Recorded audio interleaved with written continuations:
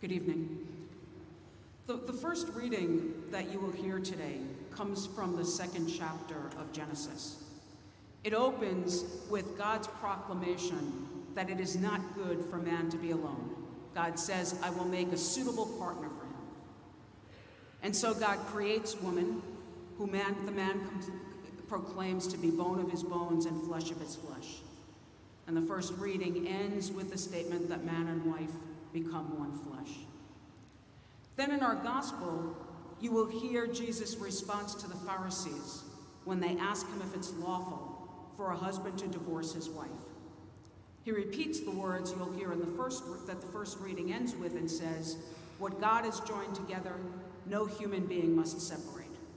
Therefore, Jesus says to divorce is to commit adultery. At one level, both readings speak to the importance of the marital relationship. Why? Why is it so important? There are many ways to grow in our understanding of the extent of God's love for us. And married love, precisely, is one of those. Pope Benedict called marriage an icon of the relationship between God and his people, and vice versa. Pope Francis called it a precious sign, saying in his words that when a couple celebrates the sacrament of marriage, God is, as it were, mirrored in them. He goes on to say that in marriage, God impresses in the couple his own features and the indelible characters of his love. You may recall from your early religious education the definition of a sacrament. Many of us memorized it in grade school. A sacrament is an outward sign instituted by Christ to give grace. Marriage is a sacrament precisely because it is a visible, outward sign of God's gracious gift of love. In fact, John Paul II called it the primordial sacrament. Marital love and intimacy gives us a glimpse of divine love and intimacy with God. And we see imagery of spousal love all throughout our scriptures, starting with Genesis. In his 2016 apostolic exhortation, Amoris Laetitia, Pope Francis writes of the second chapter in Genesis that you'll hear in our first reading today. He says that chapter paints a splendid and detailed portrait of the couple. First, we see the man who anxiously seeks a helper for him, capable of alleviating the solitude which he feels amid the animals and world around him. The original Hebrew suggests a direct encounter, face-to-face, eye-to-eye, in a kind of silent dialogue. It is encounter with a face, a thou, who reflects God's own love. In Isaiah we hear, for the Maker is your husband, for as a young man marries a virgin, so shall your sons marry you, and as the bridegroom rejoices over the bride, so shall your God rejoice over you. So we see that spousal imagery all through our scriptures, and many of the mystics of our church have used that spousal imagery in talking about their relationship with God, usually in respect of their relationship with Christ. So Catherine of Siena, for example, quite early, when she was still a child, had a vision of her spiritual marriage of Christ. She records that Jesus told her that he had determined to celebrate the wedding feast of her soul and to espouse her to him in faith. And in her vision, Catherine saw Mary placing Catherine's hands in the hands of Jesus and sealing the marriage with a brilliant ring that she placed on Catherine's finger. So this idea of married love as illuminating God's love and the depth of our relationship with God helps us to understand that the call to marital intimacy, to union, and to unity with another, whoever the other is as profound as the union of the Trinity, one God and yet three distinct persons. The triune God who is love is the essence of intimacy. But the readings address something broader than simply the marital relationship. Actually, at least two things that I'll speak of, communion and fidelity. It is not good for the human to be alone. The God in whose image we are created is a triune God, a God of relationship.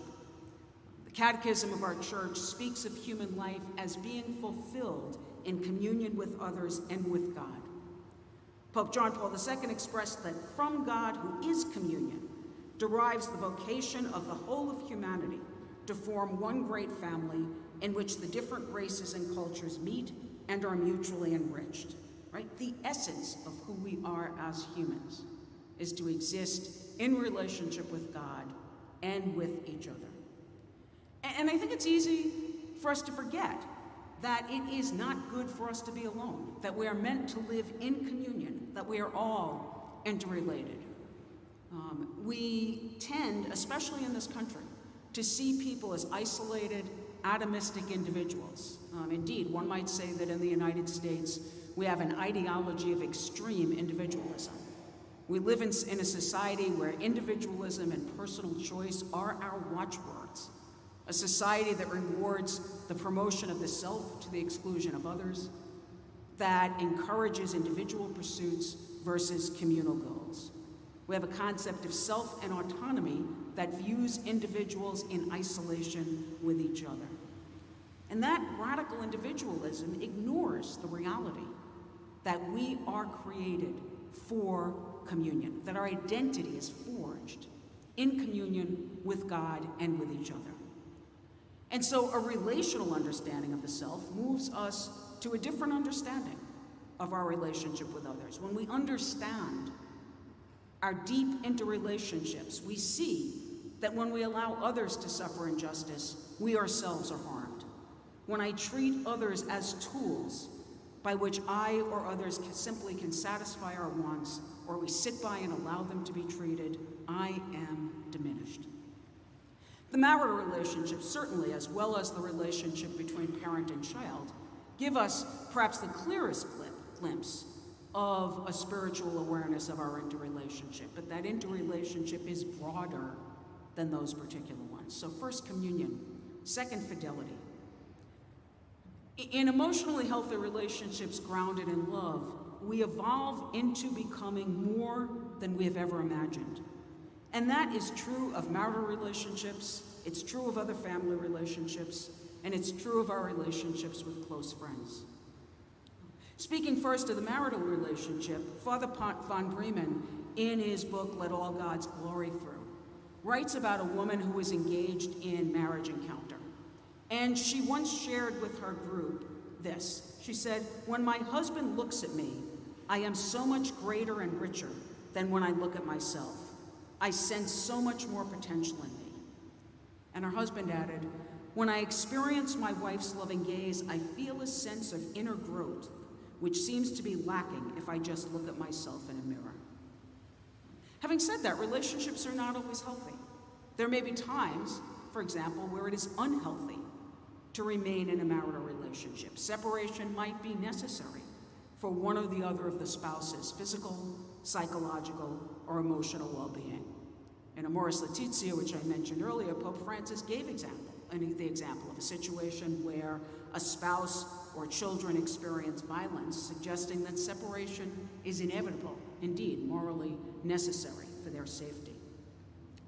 So I don't read Jesus' language in the gospel that you hear as saying we cannot ever separate in a marriage situation. So when he says we can't separate what God has joined together, he doesn't demand we stay in a soul-crushing, dangerous relationship. But equally important, and I think underlying what he says, is that we not treat separation in marriage as something to do lightly.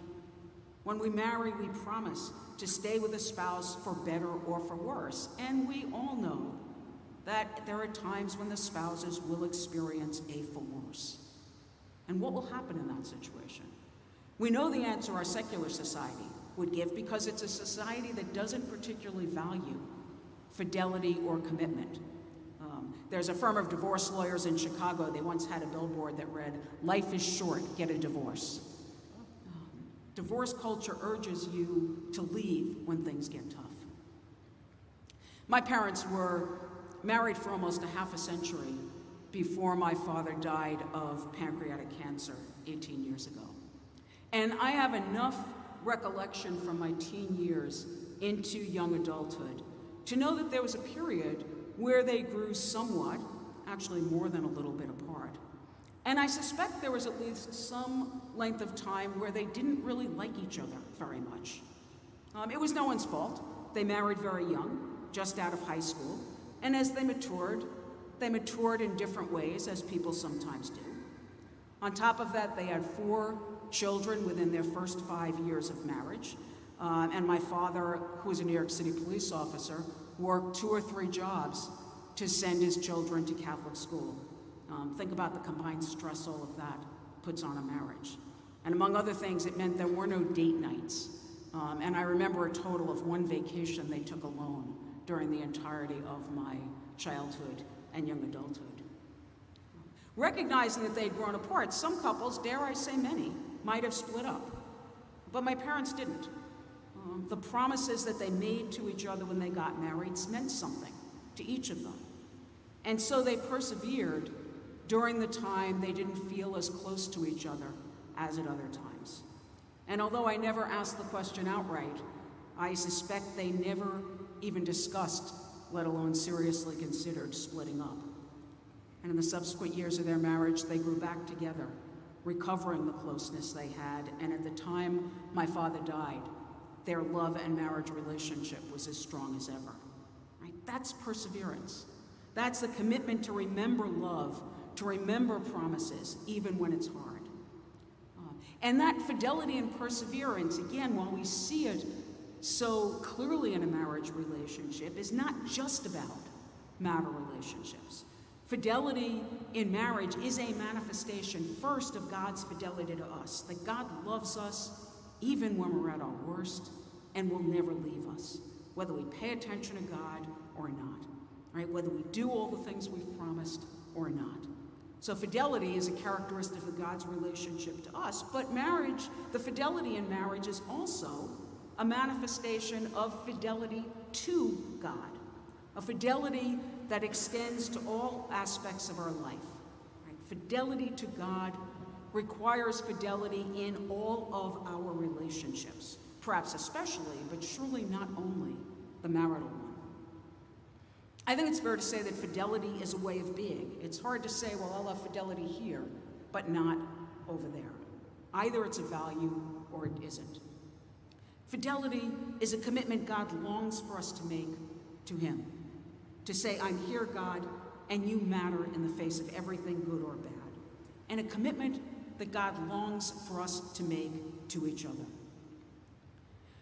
So perhaps you might take some time this evening, if you're married, to consider your own marriage, or if you're single, a close family or friendship relationship, and ask God to reveal to you through that relationship God's love for you and God's desire for your return of love and fidelity.